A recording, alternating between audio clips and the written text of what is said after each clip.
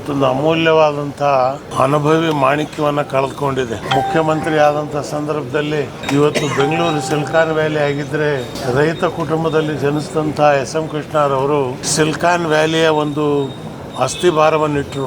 ಇವತ್ತು ಬೆಂಗಳೂರು ನಗರ ಇಡೀ ಜಗತ್ತಿನಲ್ಲೇ ಅತ್ಯಂತ ಪ್ರಮುಖವಾದಂಥ ನಗರವಾಗಿ ಹೊರಹೊಮ್ಮಬೇಕಾದ್ರೆ ಎಸ್.ಎಂ. ಕೃಷ್ಣರವರ ಕೊಡುಗೆ ಅಪಾರವಾದಂಥದ್ದು. ಅವರಲ್ಲಿ ಒಂದು ದಿಕ್ಕಿತ್ತು, ದಶೆ ಇತ್ತು. ಒಂದು ದಿಕ್ಕನ್ನು ನಿರ್ಧಾರ ಮಾಡಿ ಆ ದಶೆಯಲ್ಲಿ ಹೋಗ್ತಕ್ಕಂಥ ಕೆಲಸವನ್ನ ತನ್ನ ಆಡಳಿತ ಅವಧಿಯಲ್ಲಿ ಅವರು ಸಮಗ್ರವಾಗಿ ನಿರ್ವಹಿಸ್ಕೊಂಡು ಬಂದರು. ಮುಖ್ಯಮಂತ್ರಿಯಾಗಿ, ರಾಜಕಾರಣಿಯಾಗಿ, ಕಳಂಕರಹಿತ ರಾಜಕಾರಣಿ, ಅಜಾತ ಶತ್ರುಗಳಲ್ಲೇ ಇರ್ತಕ್ಕಂಥ ಒಬ್ಬ ರಾಜಕಾರಣಿ, ಹಸನ್ಮುಖಿ, ಒಳ್ಳೆಯ ಅತ್ಯಂತ ಹಿರಿಯರು.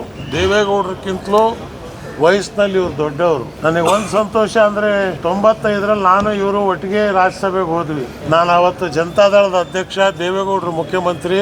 ಒಂದು ಸೀಟನ್ನು ಆವಾಗ ಎಸ್.ಎಂ. ಕೃಷ್ಣರವರಿಗೆ ಕಾಂಗ್ರೆಸ್ ಕೋಟಾದಲ್ಲಿ ಕೊಟ್ಟಾಗ ನಂದು ಒಂದು ಎಕ್ಸ್ಟ್ರಾ ಓಟು ಕೂಡ ಎಸ್.ಎಂ. ಕೃಷ್ಣ ಅವರಿಗೆ ಕೊಟ್ವಿ.